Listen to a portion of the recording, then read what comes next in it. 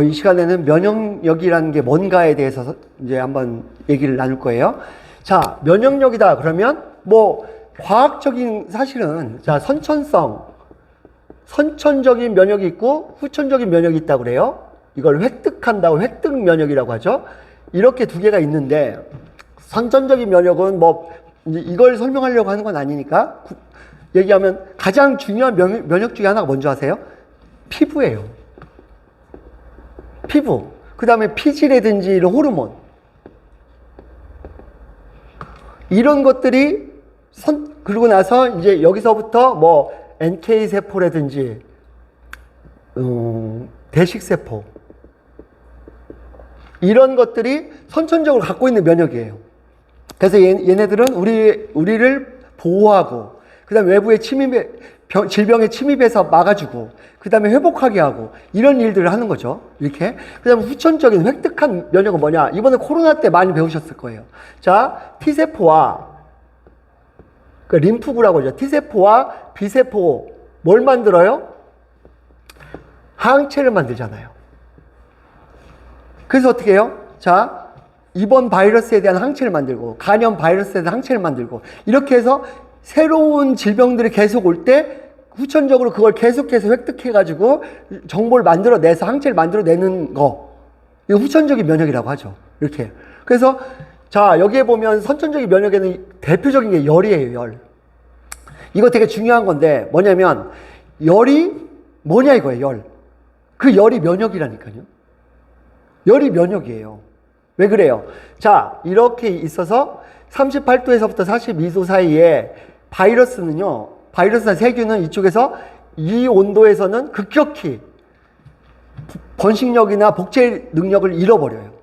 그런데요, 백혈구나 우리 면역들은요, 급격히 늘어요. 활동성이. 그래서 열이 올라갈수록 우리 면역은 폭발적으로 반응을 해요. 그러면서 잡아내는 거죠. 그러니까 이 열은 선천적인 면역계에 속하는 거예요. 그래서 열난다, 큰일 났다가 아니라 열나면 바이러스가 침투해서 지금 체온을 높이고 있구나. 우리 몸이. 그래서 걔의 번식을 억제하고 있구나. 그리고 우리 면역력을 활성화시키고 있구나. 그럼 어떻게 해야 돼? 면역을 활성화된다는 얘기 뭐예요? 많이 쓰니까 에너지를. 칼슘도 많이 쓰고 단백질도 많이 쓰고 막 여러 가지를 많이 사용해갖고 군대를 많이 만드는 거잖아요. 그때 그 영향을 많이 줘서 면역력을 높여줘야 되겠구나. 이렇게 생각해야 된다는 거예요. 그래서 제가 얘기하는 건 뭐냐면 이번에 코로나가 세상을 많이 바꿨어요. 어떻게 바꿨냐? 약이 안 들어, 약이. 못 넘어 병이 약이 안 들어. 그때 바이러스는 돌연변을 계속 일으키면서 약이 듣질 않아요. 아, 면역력이 굉장히 중요하구나. 면역력이 답이네. 이걸 체험한 거예요. 전 국민이. 그래서 지금 어떻게 감기 안 걸렸을 때 안 걸렸어 막 돌아다니다가 감기 걸리면 약 맞고 주사 맞고 이게 아니라 면역력이 약해지면 감기에 걸리고 그걸로 인해서 위험할 수도 있고 2차 질병 막 중이염이라든지 폐병도 올 수가 있구나. 그래서 면역력을 잘 키워줘야 되겠구나. 이렇게 알려졌다는 거예요. 그래서 면역력에 대해서 많은 걸 공부하게 됐는데 자, 이건 누구나 가진 면역력이에요. 그럼 무슨 얘기예요? 아니 왜 이렇게 누구나 갖고 있는데 어떤 사람은 병에 걸리고 어떤 사람은 안 걸리냐는 거예요. 자, 이 면역력의 효율 때문에 차는 다 똑같죠. 엔진 있고 유리창 있고 다 있잖아요. 근데 티코도 있고 벤츠도 있고 마세라티도 있고 크라이슬러도 있고 다양하잖아요. 차들이. 성능이 다 틀리는 거예요. 성능이 다 틀려. 자, 얘네들의 성능이 다 틀린 거예요. 타고나게 건강한 사람들도 있고 신장이 튼튼해갖고 골수가 튼튼하고 골수 얘가 뭐예요? 뼈잖아요. 뼈. 그래서 옛날부터 노예를 보든 동물을 보든 이렇게 이를 열어갖고 이를 보잖아요. 왜 그래요? 뼈가 튼튼, 뼈의 바깥이 이잖아요. 같은 성분이잖아요. 그러니까 이를 봄으로 인해서 뼈가 튼튼한지 안 튼튼한지를 본 거예요. 그럼 이 뼈가 튼튼하면 어때요? 골수가 튼튼해요. 골수에서 뭐가 나와요? 백혈구. 적혈구, 백혈구, 혈소판. 그래서 피가 나와요. 피를 만들잖아요. 피가 좋아. 바꿔서 얘기하면 면역력이 좋구나. 이를 본 행위 하나로 이 면역력을 본 거예요. 확인하고 싶었던 거예요.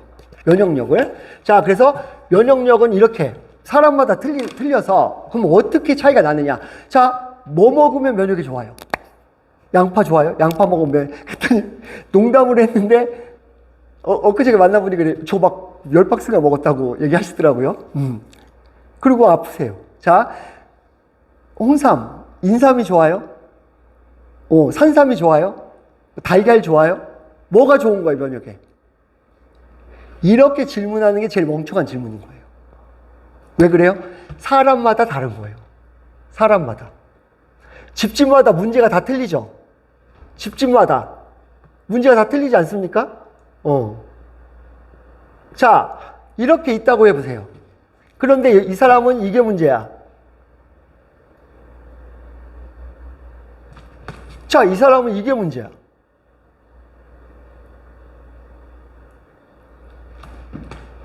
영양소가 이 사람은 이게 없고. 자, 이게 만약에 아연이라고 할게요. 이게 마그네슘이라고 할게요. 얘는 이게 칼슘이라고 하고 얘는 철분이라고 할게요. 자, 이분 둘은요, 사람이잖아요, 둘 다. DNA가 사람이잖아요. 그런데 물을 벗을 때 이 사람은 여기까지 차는 이유가 뭐예요? 아연 때문에 그래요. 이 사람은 여기까지 차는 이유가 뭐예요? 칼슘 때문에 그래요. 원인이 다른 거예요. 집집마다 문제가 생긴 원인이 첫째 어떤 애는 막내 때문에, 어떤 때는 돈 때문에, 어떤 때는 부인 때문에, 어느 남편 때문에 이렇게 다 틀리잖아요. 사람 몸도 이런 거예요. 뭐가 부족하냐에 따라서 얘가 결정해. 최소 결정의 법칙. 면역력을 가장 안 좋은 장기나 가장 부족한 영양이 결정한다는 거예요. 이게 이 사람은 아연이 있어야 충분히 이게 작동을 해요. 이 사람은 칼슘이 있어야 충분히 이게 작동을 해요. 예를 들어볼까요? 면역력의 핵을, 이게 면역이 있으면, 백혈구가 있으면 핵을 칼슘이 만들어요. 칼슘이 부족하면 핵을 못 만들고요. 핵이 없는 형태를 만들어내거나 못 만들어내요. 이게 백혈병이에요. 칼슘 부족 하나로 백혈병이 올 수도 있다는 거예요. 다한증이 올 수도 있고요. 염증이 많아질 수도 있고요.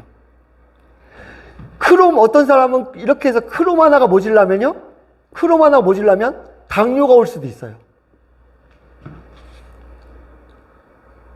면역력은 뭐냐? 잘 태어나는 거 1번. 이걸 잘 갖추고, 이거 기억으로 태어날 수도 있어요. 근데 그런 사람들은 대부분 일찍 죽죠. 뱃속에서 죽을 수도 있고, 나서 죽을 수도 있죠. 왜? 면역력에 문제가 있으면 살 수가 없어요. 적혈구보다는 백혈구, 면역이 가장 중요한 거예요. 면역이 잘못되면 여러분들은 직사해버려요. 적혈구가 부족하면요, 빈혈기가 있고 힘이 없고 점점 이게 쓰러져 가겠지만 면역이 잘못되면 직사해버려요. 면역 다 뚫어버려가지고. 아까 했죠, 피부가 면역이라고. 뚫고 들어와 버려요. 균들이. 입안에 균이 뚫고 들어와 버려요. 장에 균이 뚫고 들어가 버려요, 이렇게. 사람을 즉시 죽여버려요. 그래서 백혈구, 면역이 가장 중요한 거예요. 그래서 이게 완성이 안 된 사람들은 일찍 죽어버렸을 거라고요. 그러니까 여러분들은 지금 살아있다는 얘기는 완성돼 있다는 얘기예요. 그럼 얘를 힘을 줘야죠. 에너지를 주고 영양을 줘야 되죠. 머슴이 있으면요, 밥을 잘 먹여야 될 거 아닙니까? 아니, 머슴이 막 50명이야. 막 다 굶겨. 이거 쿠데타 일어납니다. 다 도망갑니다. 잘 먹여야 얘네도 열심히 일을 할 거 아닙니까? 그쵸? 이렇게 그 필요한 영양을 찾아서 그걸 정확히 채워주는 게 면역의 핵심인 거예요. 여러분들도 제가 얘기했죠? 영양 부족이 아니라 영양 불균형이라고. 여러분은 지금 무슨 영양이 불균형하신가요? 거기에 맞게 여러분이 먹어야 될 것들은 다른 겁니다. 예, 마치겠습니다.